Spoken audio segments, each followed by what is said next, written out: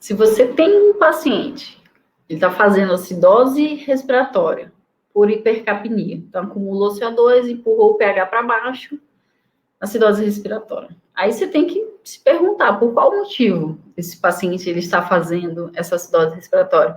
Será que é você que está hipoventilando o doente? Né? Ou ele está em assincronia? Porque se ele estiver em assincronia, ele não ventila adequadamente e acaba acumulando CO2.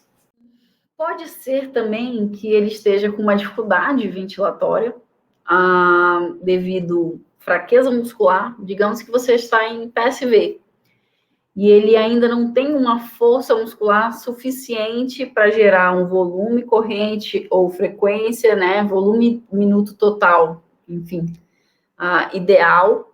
E aí ele acumulou um pouco de CO2, ou ele não despertou completamente, ele ainda está com um nível de consciência ainda flutuando e tudo. Então, assim, você tem que se perguntar por qual motivo acumulou esse CO2. Né? E quando a gente pensa em CO2 acumulado, a gente tem alguns parâmetros mais específicos para ajustar isso, que é volume, corrente, frequência. E se eu tiver em PCV, eu não vou ajustar volume diretamente, mas eu vou ajustar pressão. Né? Então, assim, se você quer eliminar mais CO2, você tem que pensar, eu tenho que dar um pouquinho mais de frequência para o meu doente. Né? Ou ele tem que fazer um pouquinho mais, se ele tiver se ele tiver em PSV, por exemplo. Mas será que ele tem condição?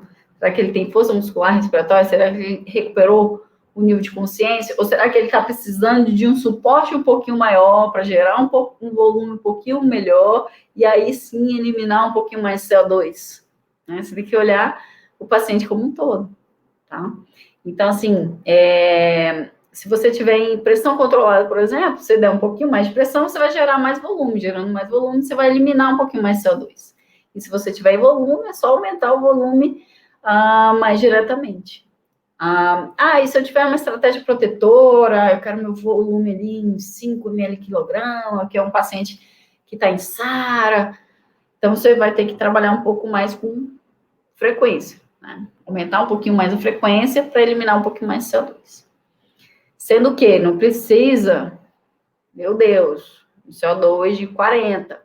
Se você estiver fazendo uma estratégia protetora, você vai tolerar um CO2 um pouquinho mais elevado, tolerando um pH com uma acidemia leve, em torno de 7,20. Então, não tem nenhum problema de você deixar o CO2 um pouquinho mais elevado, neste caso, por exemplo, se você estiver fazendo uma estratégia protetora.